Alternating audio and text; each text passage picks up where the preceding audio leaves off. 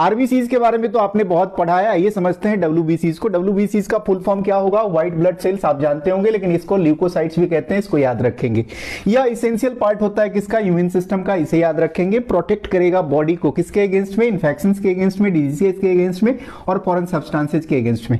Function देख लेते हैं जल्दी से। तो एक नंबर पे होगा फेगोसाइटोसिस, दूसरे पे होगा एंटीबॉडीज प्रोडक्शन, तीसरे पे इन्फ्लामेशन और चौथे पे इम्यून सर्विलेंसेस का भी काम करता है ये।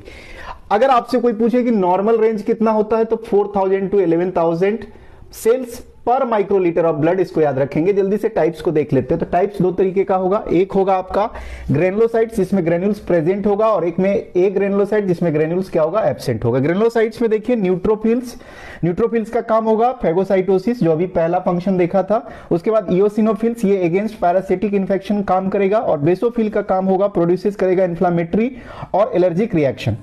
उसके बाद देख लीजिए, एक ग्रेनुलोसाइट का दो पार्ट है, एक को कहेंगे लिम्फोसाइट और दूसरे को कहेंगे मोनोसाइट। तो लिम्फोसाइट को देखिए, इसका स्पेसिफिक इम्यून रिस्पॉन्सेज होते हैं, और मोनोसाइट को देखोगे ये किसके अगेंस्ट में काम करेगा? बैक्टीरिया, वायरसेस और फंगाई के अगेंस्ट में।